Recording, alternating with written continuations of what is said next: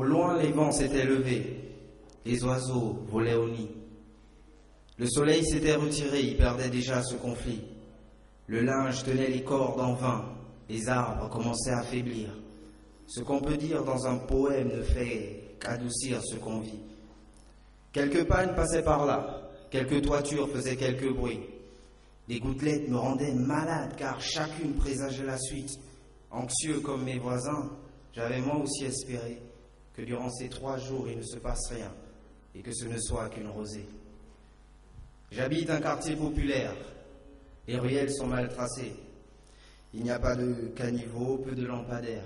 Oui, j'habite loin des pavés. Chez nous, l'orage a ses habitudes, mais nous, on ne s'y fait jamais. Quand la nature vous mène la vie dure, elle cesse de vous charmer. Comprenez qu'on ne danse plus sous la pluie.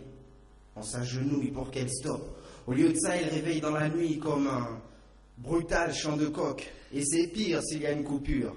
Les éclairs vous sortent du lit. Vous oubliez que vous êtes à demi nu. L'agitation vous sort des rides. C'est la folie dans les maisons, les eaux douces s'y invitent et restent.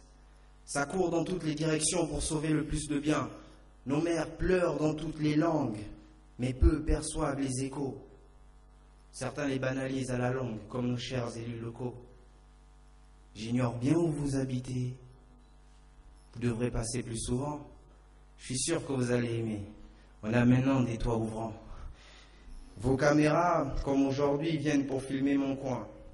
Si vous veniez pour la pluie, à cette heure, elle est déjà bien loin. On s'en sort comme on peut, voyez, les pauvres sont solidaires. Surtout quand les eaux font ce qu'elles veulent de ceux qui étaient encore solides hier. Mais ailleurs, c'est pas mieux. Il y a pire comme épisode. Les conducteurs sont pas heureux. Les voitures deviennent des pirogues. Aller d'un point A à un point B devient un vrai casse-tête. J'en connais qui ont passé ces 3 jours sous une couette. Je vais pas leur en vouloir. Ce n'est pas toujours une peine. Plus jeune, j'ai connu les joies de cette eau qui vient du ciel. Si j'étais cultivateur, je ne vous dirais que du bien, de ce débit bienfaiteur qui fait si bien grandir le grain. Je vous dirais que je m'impatiente, et ce, souvent durant des mois, car le fruit de ma moisson remplit des tables autour de moi. Depuis tout petit, la terre, le ciel et moi faisons équipe. Alors j'attends qu'au-dessus de mon champ cet arrosoir s'incline. Mais je n'en rajouterai pas de peur d'enfler votre douleur, puisque mon beau temps à moi est chez vous, synonyme de malheur. D'ailleurs, je travaille pas la terre. Je faisais là qu'imaginer combien je serais fier de ne pas devoir larmoyer, car ma réalité est tout autre. C'est pourquoi je vide mon sac. Beaucoup en sortent sains et saufs, mais ce n'est pas toujours le cas. La mort nage sous ses eaux. Elle guette à chaque vague. Et quand elle frappe, c'est pas beau, c'est sans distinction d'âge. J'ai vu tout ça et encore plus, pourtant je garde le sourire haut. La vie vaut son pesant d'or, même si on dort avec des seaux. Un instant, j'entends cette symphonie sur le toit.